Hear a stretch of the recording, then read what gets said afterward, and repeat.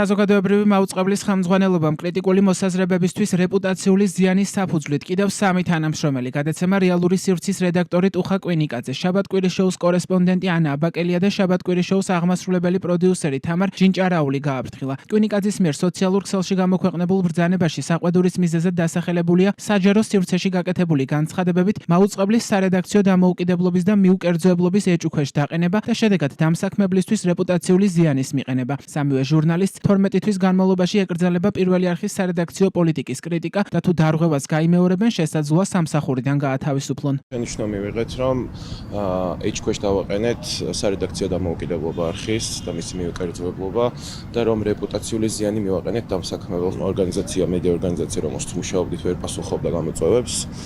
ფაქტობრივად ეთერი არ გქონდა, გარდა ახალი ამბებისა და ეს ახალი ამბებიც როგორ შუქდებოდა, ესეც საეჭვო არის და შემაშფოთებელი. ამაზე დავიწყეთ ხმამაღლა ლაპარაკი, მნიშვნელოვანი იყო, რომ საზმაო შეესრულებინა ეს ფუნქცია, რაც აქვს მას. და ეს ფუნქცია არის ძალიან მნიშვნელოვანი. ეს იყო ამბავი და ჩემს შემთხვევაში იყო ერთ-ერთი ვიდეო, პატარა ინტერვიუ ჩემს თანამებრძოლთან და მეგობართან, სადაც საზმაოში მიმდინარე პროცესებზე ვლაპარაკობთ. ეს რაც ხდება ქვეყანაში მედიასთან დაკავშირებით, რა კანონებსაც იღებენ, ფაქტობრივად აღარ არსებობს დამოუკიდებელი და თავისუფალი მედია. ამის გაგრძელება ისიც, რომ საზმაოც ახლა სრულად ცდილობს გაწმინდოს ორგანიზაცია იმ ხალხისგან, რომელიც ხმას იღებს და აკრიტიკებს მის რაღაც მუშაობის პრინციპებს და ფორმებს და საერთოდ ყველაფერს.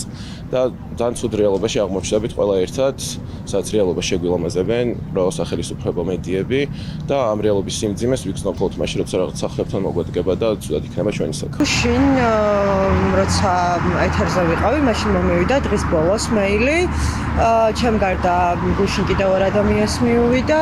დავებიან თავაპირველისთვის თავაპირველის ეთერში ყოფნას, სადაც არანაირი რეპუტაციული ზიანის მიყენებას არ ქონია ადგილი.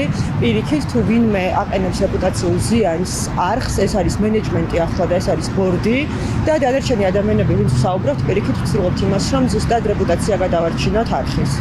მანამდე მაუწყებლის სარედაქციო პოლიტიკის კრიტიკის გამო სამსახურიდან გაათავისუფლეს მოამბის წამყვანი ვასილ ივანოვ-ჩიქოვანი და რეალური სივრცის წამყვანი ნინო ზაუტაშვილი. როგორც ცნობილია, სარედაქციო პოლიტიკის კრიტიკის გამო დისციპლინური სანქციები დაუწეს და საზოგადოებრივი მაუწყებლის კიდევ 4 თანამშრომელს.